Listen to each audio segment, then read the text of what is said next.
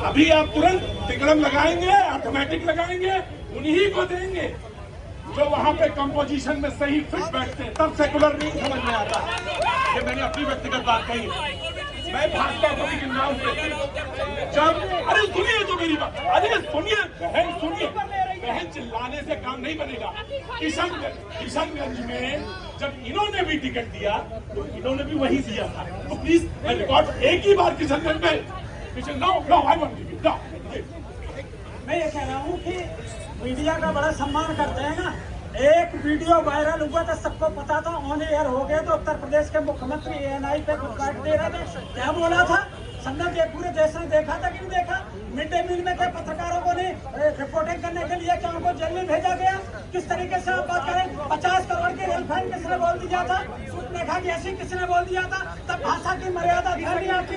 80-20 का नारा दे देते तब भाषा की मर्यादा। सुना मेरी बात, मैं आज भाषा की मर्यादा पे बहस नहीं कर रहा हूँ, सूत्र और मूत्र पे बहस नहीं है। आपको मिसाल के तौर पे आप ही को मध्य प्रदेश में कांग्रेस ने क्या बोल दिया था? क्या बोला था? क्या बोला था?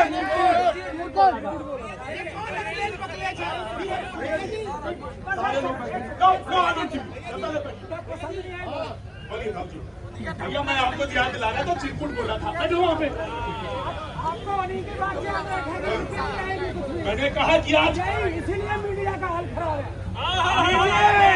आप मेरी बात सुनिए, मेरी बात सुनिए, प्लीज को ऐसे जो है क्या बैठिए, क्या बैठिए, क्या बैठिए, क्या बैठिए। FIR की गलत किया कि नहीं बोलिए? चाहिए जी जनाब।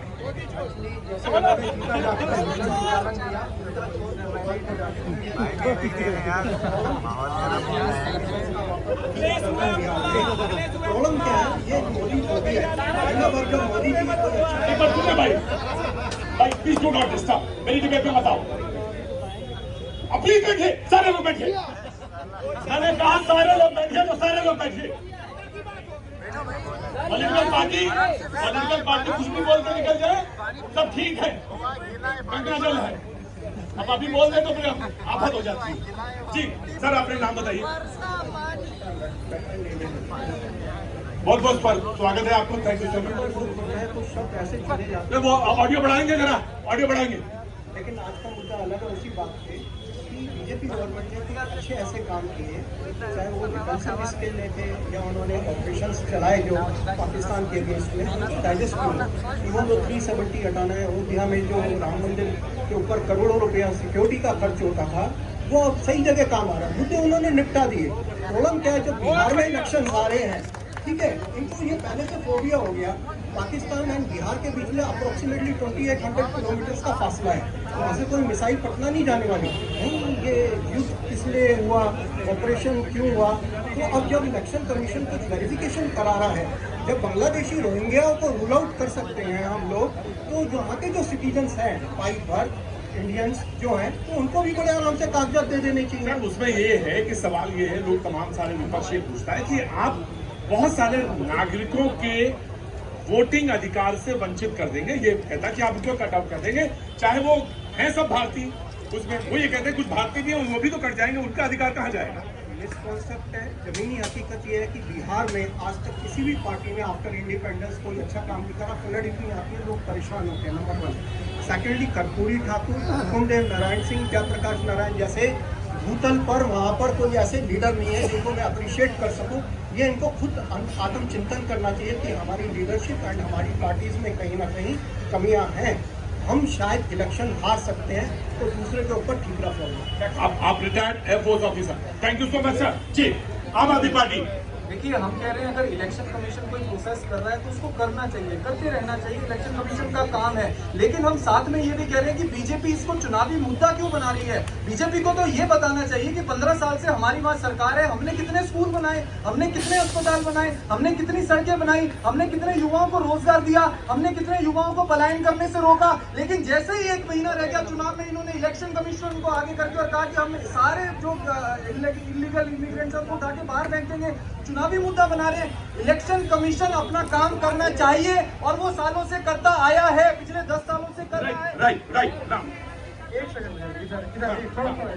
वेरी क्विक सर, मैं अगर यहाँ पे अभी बैठ जाऊँ मुझे दिख रहा है कि आपको थोड़ा पानी है। 10 साल बाद इन्होंने मुझे देखा, आपने देखा। अरे कोई तो देखेगा ना कि आप यहाँ कभी रहते थे, दादा परदादा नाना परनाना, कोई तो होगा।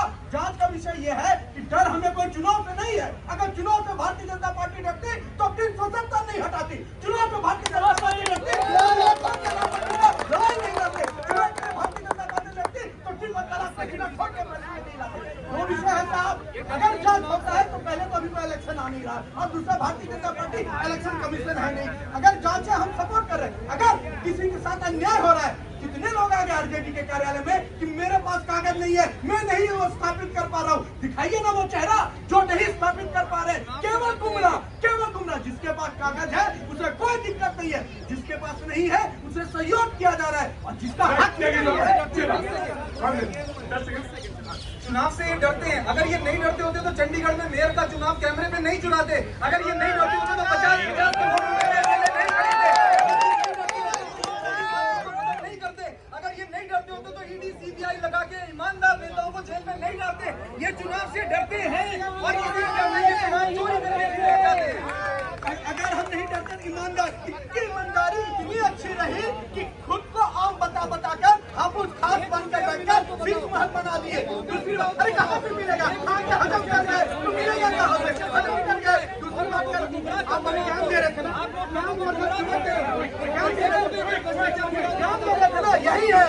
दिन में कुछ गले मिलेंगे, बीच में छूना। आम आदमी पार्टी कट्टर बेईमान पार्टी, आम आदमी पार्टी कट्टर बेईमान। बिहार में अपराध की सरकार है, भरोसे सरकार है, और कहाँ से भी दूसरे हुआ है। और इनके गठबंधन के सहयोगियों ने भी, जो एनडीए में गठबंधन के सहयोगी, उन्होंने भी बोला है कि क्राइम जो है बहुत ज्यादा बढ़ गई है। आरा में मिड डे मील में एक जगह 48 बच्चे बीमार हो रहे हैं, और एक जगह 80 बच्चे खाने की वजह से मिड डे मील की वजह से। हर देश को यह अधिकार है अपनी सुरक्षा सुनिश्चित करे, और हमारा देश भी कर रहा है, पूरी दुनिया के हर देश कर रहे हैं। जो भी कोई